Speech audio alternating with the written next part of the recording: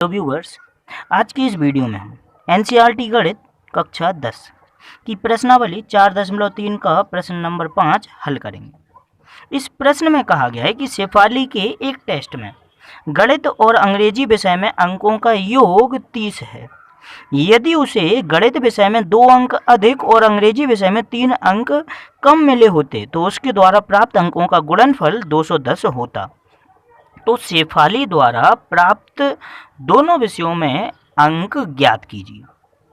तो जैसा कि प्रश्न में हमसे शेफाली द्वारा प्राप्त अंक ज्ञात करने के लिए कहा गया है और विषय कौन कौन से हैं, गणित और अंग्रेजी। तो लिखा गया माना शेफाली द्वारा गणित विषय में प्राप्त अंक बराबर मान लिए गए x।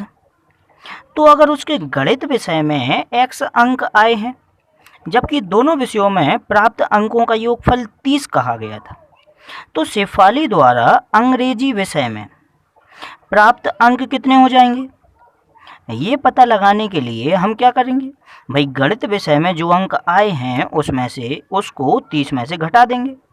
तब अंग्रेजी विषय में उसके अंक हो जाएंगे 30 में से x कम, यानी कि 30 माइनस x। अब प्रश्न में कहा गया था आगे कि यदि उसे गणित विषय में 2 अंक अधिक और अंग्रेजी विषय में 3 अंक कम मिले होते तो निकालते हैं हम। अगर गणित विषय के अंक 2 अधिक और अंग्रेजी विषय के 3 कम कर दिए जाएं तो इन दोनों के विषय में कितने कितने अंक होते हैं। तो लिख लिया गया है यदि गणित विषय में 2 अंक अधिक और अंग्रेजी विषय में 3 अंक कम मिलते तो गणित में अंक बराबर कितने हो जाते हैं भाई, पहले गणित विषय में अंक आ रहे थे x। अब अगर उसे 2 अंक अधिक मिले हैं तो अंक हो जाएंगे x प्लस 2। वैसे ही अंग्रेजी में अंक कितने हो जाएंगे, अंग्रेजी विषय में उसके पहले अंक आ रहे थे 30 माइनस x, लेकिन इस बार उसके अंक 3 कम हो गए। तब अंग्रेजी विषय में अंक हो जाएंगे 30 माइनस x माइनस 3।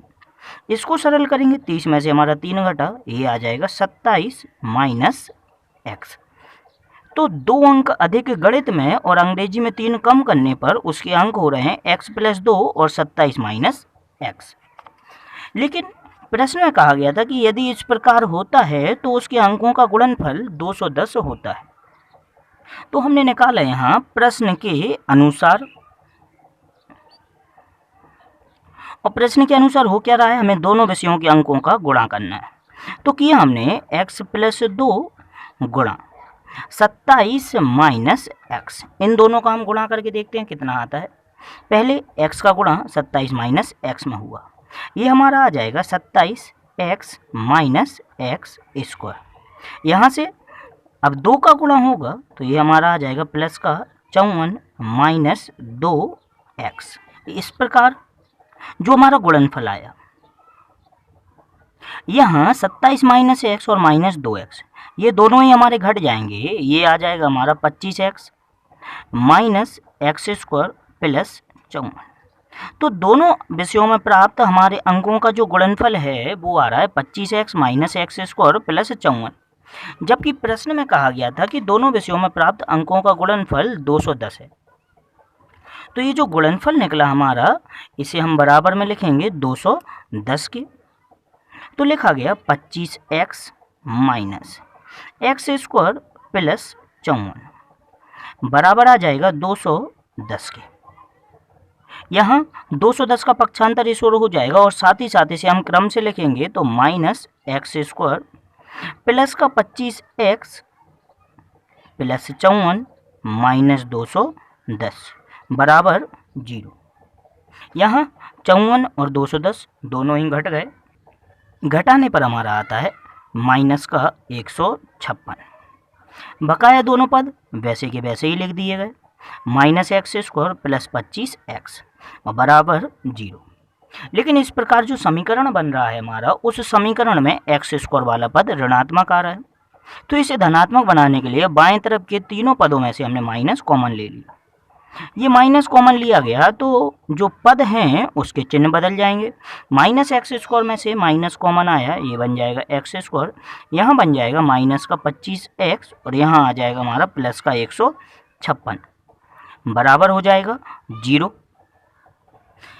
कॉमन लिया गया माइनस दूसरी तरफ भाग में चला जाएगा, तो माइनस का भाग 0 में करेंगे, ये हमारा माइनस गायब हो जाएगा, यहाँ आ जाएगा x square minus 25x plus 156 बराबर आ गया हमारा 0। इस प्रकार हमने एक द्विघात समीकरण बना लिया। अब करते हैं इस द्विघात समीकरण के हम गुणनखंड। तो हमें दो ऐसी संख्याएं चाहिए होंगी जिनका गुणा करने पर 156 आए और जिन्हें जोड़ने पर 25, क्योंकि यहाँ प्लस का चिन्ह लगा है।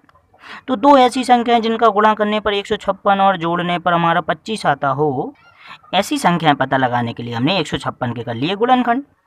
तो 156 के अगर हम गुणनखंड करते हैं, 2 से कैंसिल, ये हमारा आ गया 7 8, फिर 2 से ये हमारा आ गया 3 9, 3 से कैंसिल हुआ ये 13 और 13 से कैंसिल हुआ 1।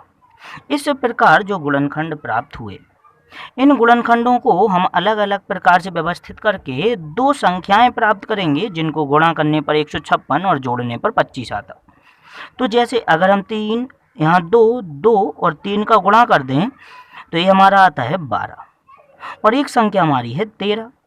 तो 12 और 13 को अगर हम जोड़ें तो हमारा आ रहा है 25 और अगर इन दोनों का गुणा करें तो 156। तो ऐसी दो संख्याएं जिनको जोड़ने पर 25 आता है और गुणा करने पर 156, वे हो गए हमारी 13 और 12। ये जो दो संख्याएं हमने यहाँ ज्ञात की हैं वे लिखी जाएंगी यहाँ 25 के स्थान पर। तो 25 हटा के उसके स्थान पर लिख दिया गया 13 प्लस 12। बकाया सारे पद वैसे के वैसे ही लिख दिए गए बराबर 0। यहाँ माइनस का इस ब्रैकेट के अंदर गुणा हो जाएगा, ये आ जाएगा हमारा x square minus 13x minus 12x plus 156 बराबर 0।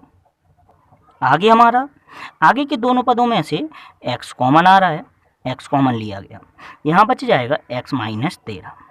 अब पीछे के दोनों पदों में से क्या कॉमन ले कि वहाँ पर भी हमारा ब्रैकेट आ जाए x माइनस 13। तो इन दोनों में से हमारा कॉमन आएगा माइनस का 12। माइनस का 12 यहाँ से माइनस 12x में से कॉमन लेने पर यहाँ बच गया x और यहाँ से कॉमन लेने पर ये हमारा आ जाएगा माइनस का 13 बराबर 0। अब ये दोनों ब्रैकेट बराबर हो गए, x माइनस 13 वाला ब्रैकेट कॉमन लिया गया, यहाँ से बच गया x और यहाँ बच गया माइनस 12। तो दूसरे ब्रैकेट में आ जाएगा x माइनस 12 बराबर 0।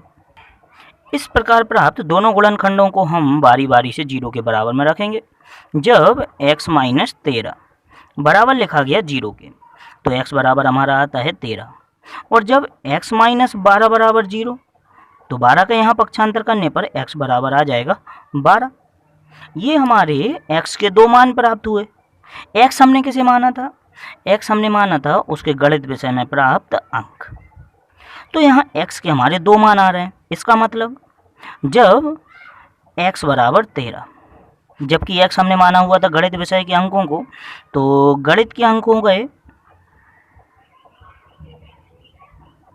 बराबर 13, जबकि अंग्रेजी के अंक कितने हो जाएंगे? अगर गणित में अंक 13 हैं तो अंग्रेजी के अंक हो जाएंगे, वो माने गए थे 30 माइनस एक्स।